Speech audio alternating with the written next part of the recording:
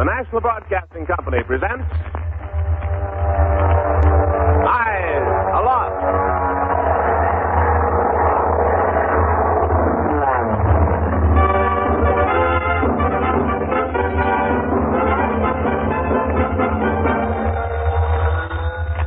Army flash. One, single, very low, scene, 4, Marcia 18, overhead, southeast.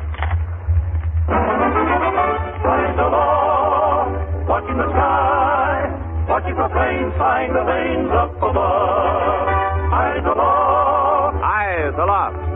The 4th Fighter Command of the United States Army Air Forces, in cooperation with West Coast radio stations, presents this series of programs honoring the 150,000 volunteer civilian observers and filter center workers whose round-the-clock vigilance keeps watchful guard of the Pacific coast against attack by enemy planes. Eyes aloft, night and day, we'll help protect the USA.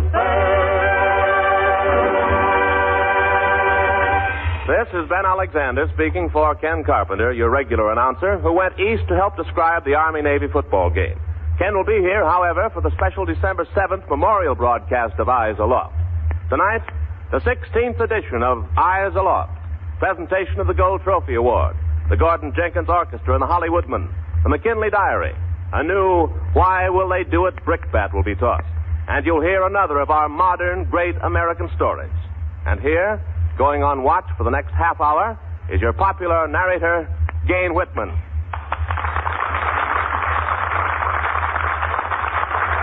Good evening, ladies and gentlemen.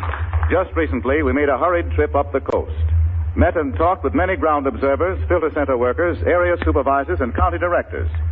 We were pleasantly surprised at the number of folks who commented so favorably about our Why Will They Do It bouquet department. One chief observer in Washington took us aside and said, Keep that why will they do it stuff on the program. When you had that story about the poker player, it hit the nail on the head with one of my observers I'd been having trouble with. First he got sore and accused me of writing in about him. I gave him my word I hadn't, and he finally believed me. Anyway, he's a good observer again, and doesn't duck watches to go out and play poker instead. Keep dishing it out. well, here's an example of a type of fellow who makes everybody burn a little. He knows everything about everything. He talks a lot, stalls a lot, and drives other observers on watch half-batted. Did I tell him where to get off at? Hey, look, Jake. Plane's flying over. You going to report it or shall I? No, I'll do it, Ned. I'll do it. I think I heard it first anyway. Okay, but report it. It'll be gone before you get around to it. Oh, I know how to report a plane. Don't be so... Let me see here. Oh, yeah. Crank the phone handle. Not used to this type of phone. Never remember whether you pick up the receiver and then crank or crank and then pick up the receiver. Hello, Central. Oh, hurry up, Jake. Just say Army Flash. Hey, I'm making this report. Hello? Army Flash. Army, go ahead, please. Well, now, listen. I'll tell you, a plane just flew over. Do you wish to make a report, sir? Well, of course. Why do you think I'm bothering to call? The plane was headed out over that clump of sycamore trees to the southeast. Will you please make the report according to the regular Army Better let form? me make the call, Jake. Will you get away, Ned? You're making me sore. Oh, for the love. Hello, operator. Yes, of course. This is a busy switchboard. Make your report, if you will. Okay, I am. Don't get huffy with me, young woman. I'll report you to the Army or something. Are you ready? Yes, of course. Follow that model report blank tacked over the phone there in front of you. Oh, this. Yeah, sure. I'll give it according to this. I can't even hear the plane motor now. Army Flash. Go ahead, please. Well, I am. 1. By motor. By... But, Jake, wait a minute. High. Now, wait, Jake. Heard. 9, then 4. 9, then 4. South. Oh. South. Thank you. Yeah. What a stupid operator at that filler center. Wonder who that dame was. Jake, you burned me up. Oh, yeah? Well, what's eating you, brother? You said the plane that went over 5 minutes ago was a bimotor. That's right. How come you're so sure it might have been a multi-motor? Oh, yeah? You said it was high. You said it was going south. You know we can't give exact information when we only hear a plane in this mountain pass we're in. I know what I'm doing. You know? Sure I know. And you must have eyes like a cat and ears to match. Oh, yeah? Yeah. You only heard that plane. You couldn't see it. Why, it's pitch dark and raining besides. Well, You don't know whether it was going south or straight up. Well, it could have been going south. You're one of those guys who know everything. Oh, yeah? Yeah. Yeah. better to say unknown than to give out information of which you are not positive. Think of the poor filterer who is trying to give the operations board a true picture. Don't confuse her. There have been several planes remain unidentified because of such incorrect reports. Gosh, why will they do it? Well, what kind of a vote do you want to give that bird? A boo or a laurel? Boo! We're with you 100%. Don't be a Mr. Know-It-All. Don't have your gang secretly pointing its finger behind your back and saying, why will they do it?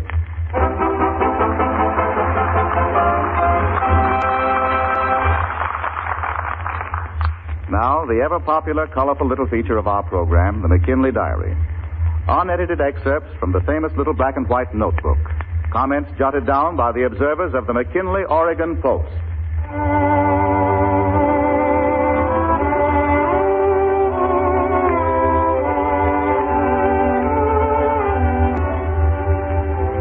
Winter has come to the green little mountain valley.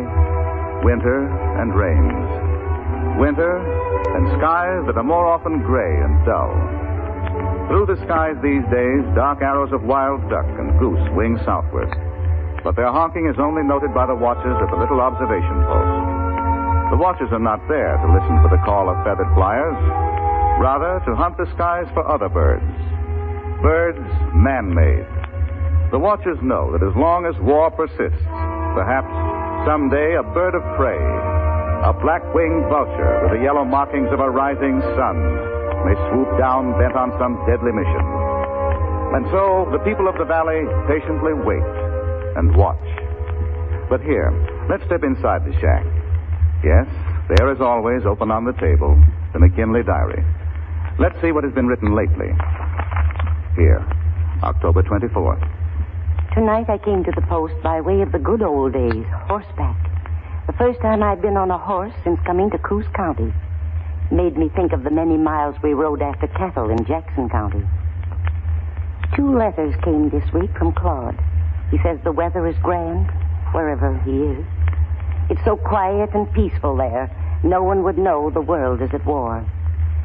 We have sent him 6 V letters since the 1st of September, but he has not received any of them, though his last letter came in 14 days.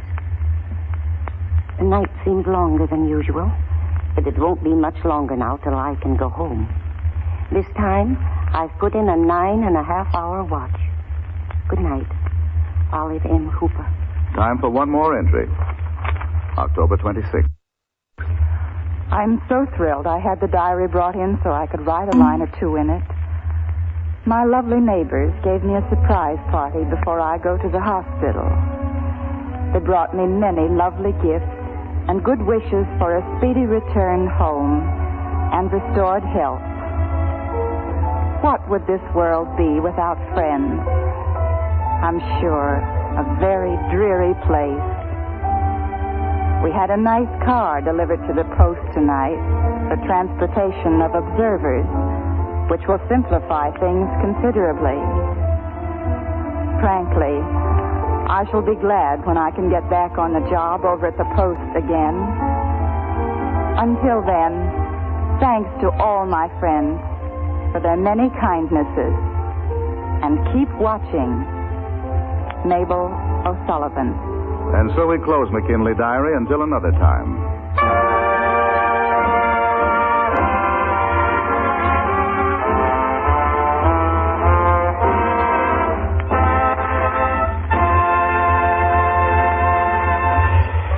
Here are Gordon Jenkins and the Hollywoodmen, joining Eyes Aloft with the official fighting song of the Coast Artillery, known to officers and men of that unit as the Coast Artillery Song. It's Gordon Jenkins and the Hollywoodmen.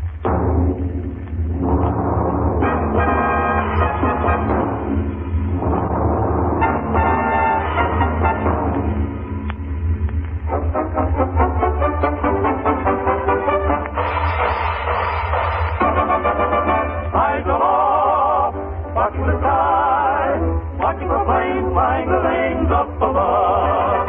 Eyes aloft, always on guard, lending a hand, protecting the land we love. 1 if by land and 2 if by sea was once a sentinel's cry, but the modern 20th 20th century, Paul Revere must watch the sky. Eyes aloft, night and day, he'll help protect the USA. We are the guys who knock them from the skies. We're the Coast Artillery. We are the ones, the anti-aircraft sons of the guns of the Coast Artillery. When the battle's at the worst, we're gonna get them first. As long as there's a shell, we're gonna give them. For we are the guys who knock them from the skies. We're the Coast Artillery. One if by land and two if by sea was one cry. But a modern 20th century, Paul Revere must watch the sky. Eyes aloft, night and day, we'll help protect the USA.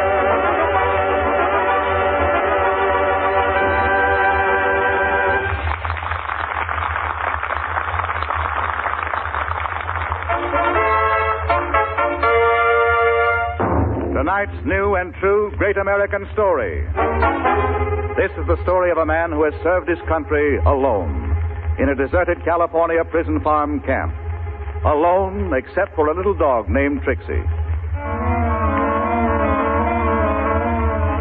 Winter, 1941. Early December. The rocky, barren foothills on the northern slopes of the rugged high Sierras. Nestled down in the hills, some 25 miles off the main gravel highway, Kern County's Road District Number 1 prison camp. But no prisoners at the camp. Only the caretaker there, 64-year-old Charles Holmes. Night has fallen. December 7th. Trixie! Trixie! Come here, Trixie. You got short hair, you doggone little terrier. Don't you know you'll freeze out on a night like this? If it rains, it'll snow tonight. Yeah, go on in, Trixie, before you freeze.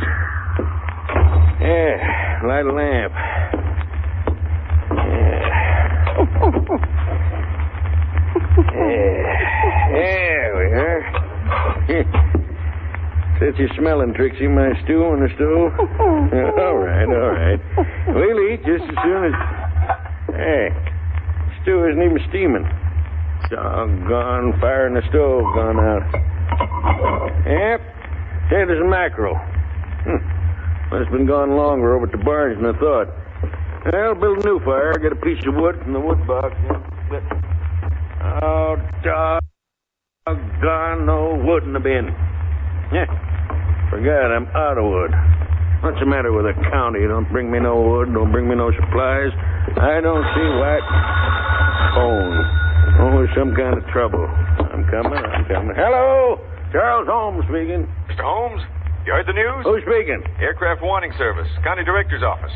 Have your radio on today, Mr. Holmes? I haven't had time for the radio today. Oh, then you don't know what's happened. Yes, I know what's happened, but you don't. Yeah, but what's happened is this. I'm stuck back here in the hills, and the county's forgot to send me any wood. Well, I'm out of wood, and I don't have much food. Well, what do they think my little dog's going to eat? What's the matter with that outfit down there at the county anyway? Mr. Holmes, listen to me. Listen to you about what? The Japs bombed Pearl Harbor this morning. At Honolulu? That's it. America's been attacked. President will probably declare war when Congress meets in the morning. I never have trusted those dirty little Japs. Now listen. No fire in the stove for lack of wood. As the early morning hours dragged on, Mr. Holmes waited. Listened, alone. Alone, except for his faithful little dog. All right. Trixie, stop shivering. I'm cold, too. Must have hit zero outside by now. You know, Trixie, I've been thinking man has to sleep sometime. If they leave me up here alone to watch for planes, I'll still have to get some sleep. Trixie, you think you could learn to watch for planes and warn me when the plane comes over if I'm asleep? You'll have to bark and kind of wake me up. And wait a minute. What's that? Yes, sir, a plane, I bet you. Gotta be sure. Yeah, there it is, Trixie. Look, see those lights up there? No. Up there, Trixie. Look. That's it. A bark. An airplane, Trixie. Bark. Oh, that'd never wake me up. An airplane, Trixie. Bark. Come on, bark. Bark. That's it. Got a report. It's flying south. Get it, Trixie? We're running this post, you and me. From now on, you got to bark whenever you hear an airplane. Right, little devil. Hello. Operator. Operator. Now, look, I got to make a call about an airplane. Got to make an Army flash. Connect me with whoever I got. One moment, please. Trixie, do you understand now? When you hear an airplane, you bark. If I'm asleep, you keep on barking until... What's the matter with me? You don't understand. What can I expect from a dog? Army, go ahead, please. One. Single. High. Scene. 34, Beatrice 6. 34, Beatrice 6. Overhead. Southeast. Thank you. Well, you see, it was going over north. Huh? Oh, it's hung up. Yeah, guess you caught on to what I was saying. Oh, now stop your whimpering, Trixie. Here, let me pick you up. Oh, you poor little devil. You're as cold as I am. Well, gotta keep on guard. Get this old blanket, the lantern down here on the floor by my feet. Now, come on, Trixie. You get down here beside it, between my feet. Come on. That's it. Now, put the blanket over my knees, and you'll keep warm. At least half of me, my upper part, will keep warm. Yeah. A streak of gray coming over to the east by the mountains. Be morning by and by. Yeah, gotta keep watch. And you got to help out, Trixie, do you hear me? Got to learn to bark when you hear an airplane. You understand? Yeah. A light snow fell around the desolate prison camp that dawn. At 7 o'clock that morning, a road district truck pulled up in front of Holmes' caretaker's building. You birds stay in the cabs like them out. Don't forget, I got my eye on you all the time. Yeah, we ain't going no place, chum. We don't want to sit out here in the cold all day. Okay, I'll be right back. Well, hello. It's about time you got here. You bring me any wood?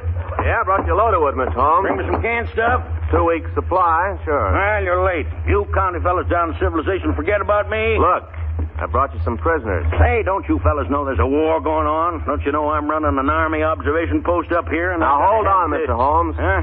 That's why we brought you a couple of prisoners. They're going to keep watch, too. Yeah? Well, I got to do what I say. Bring them in. Take them over to their living quarters after they get warmed up. Bring them in. I'll give them a hot bowl of stew. For breakfast? Stew? Yeah, stew. What else you think you got left to eat up here? Go on, bring them in. Trixie, you get back over there by that lantern. Keep warm. We got company. We also got some wood to make a fire and get warmed up with. December dragged on. Christmas came and went. Then New Year's. And Charles Holmes and his little dog, Trixie, did the work of keeping watch for planes. Did the prisoners help? Sure, they helped like this. I got a jack and a 10. I took you, buddy. Okay. Here, I pay.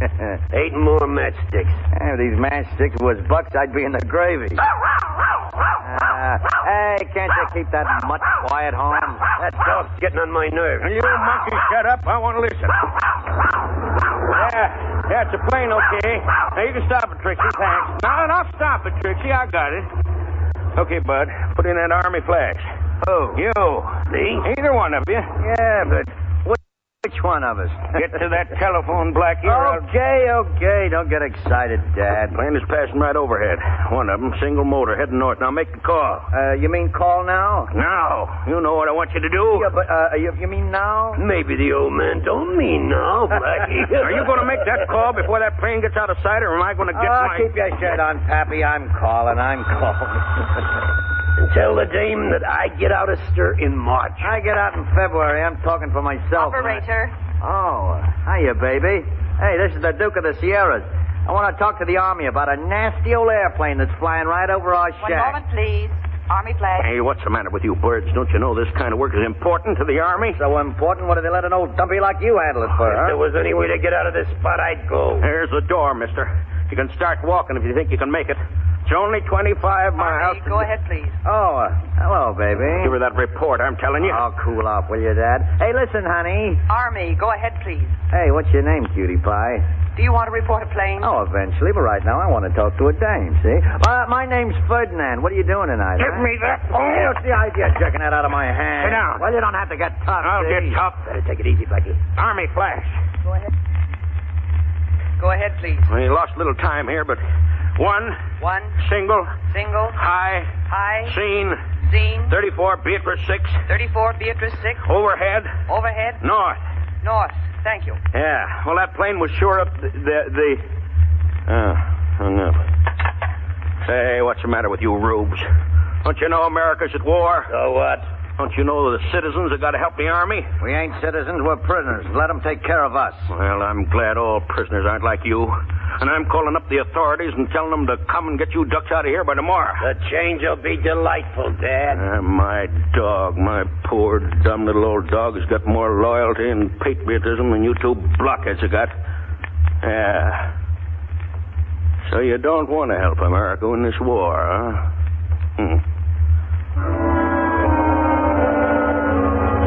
In the months that slowly rolled by, Charles Holmes, caretaker, rolled up more and more hours as an airplane watcher. Prisoners came, and he sent them away. 28 of them came and went. Only 1 or 2 were diligent about reporting planes. But Holmes had to keep constantly on the alert. He and his little dog, Trixie. In March, a repetition of the December incident happened. He was again the forgotten man. Once again, the county man who was supposed to bring Mr. Holmes his twice-a-month supplies failed to show up. He and the dog were alone at the camp. Firewood was gone. It was cold. The last can of food was opened and eaten. A day passed. No food. No word from the outside world. And finally, on the second morning, Charles Holmes grew angry. He packed his few belongings into a little satchel and was going to leave. County. I take a county job and that guy forgets me. Okay, so I'm through. I'm done. Trixie! Come here, Trixie. Think you can walk 24 miles down to the highway where we can flag a car? Well, you want to stay here and starve? Hey, what's the matter with you, you little mutt? You follow me, I'm going. The county can't do this to me. Get out, Trixie. Come on, what's the matter with you? Get out. Somebody else can have this job. Doggone county.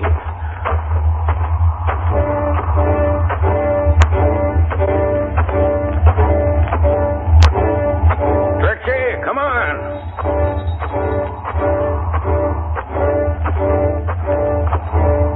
Trixie, come on. Oh, Trixie, what are you hanging back for? We're leaving this place. Now, you come on. Oh, what's the matter with you? Lying down on your belly. Now, you get up. You get up, Trixie. Do you hear me? All right. If you won't get up, I'll carry you till we get away. Come on, dog. There. I'll carry you. Part of the way at least. Get you away from here.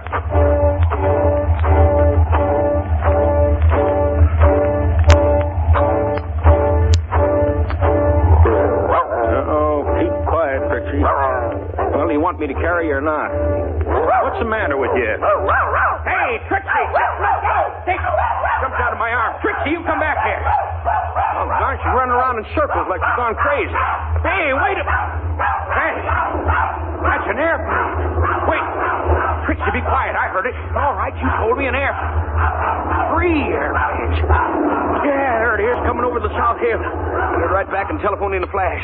Got to make a report. Trixie knew there was a plane coming.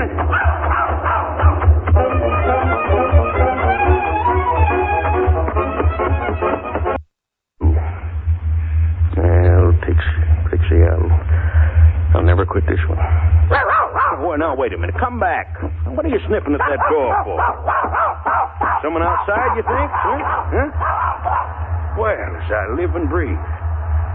Trixie, you know everything, don't you? There's that doggone county truck coming. Yeah, with food and wood. I guess they didn't forget to say after all. By golly, Trixie, food or no food, wood or no wood, we're sticking right here and reporting those planes until America wins this war. What you got to say to that, Trixie? You really mean that? By golly, you're something smart little dog. Yeah, that's it.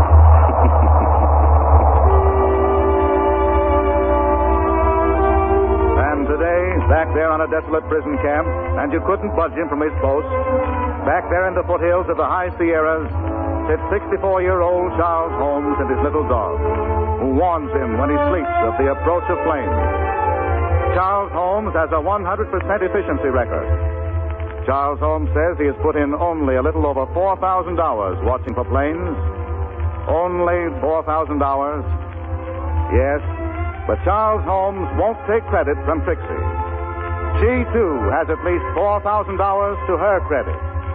We pay honest tribute to these two loyal Americans.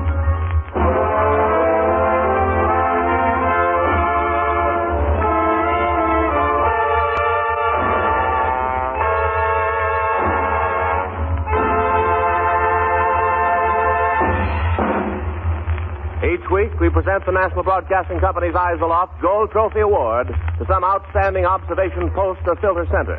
Here now is Colonel Ernest Moon, first executive officer of the General's headquarters staff, to make this week's presentation. Colonel Moon.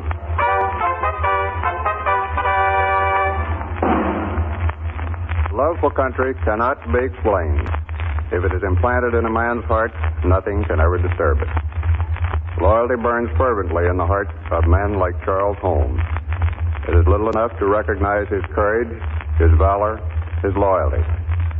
So to that isolated one-man post, yes, to one man and a little dog, we pay tribute. We present them with the trophy which shall stand in all its glory in a faraway shack in the hills of the high Sierras. We present Charles Holmes and his dog with the handsome Eyes Aloft Gold Trophy Award.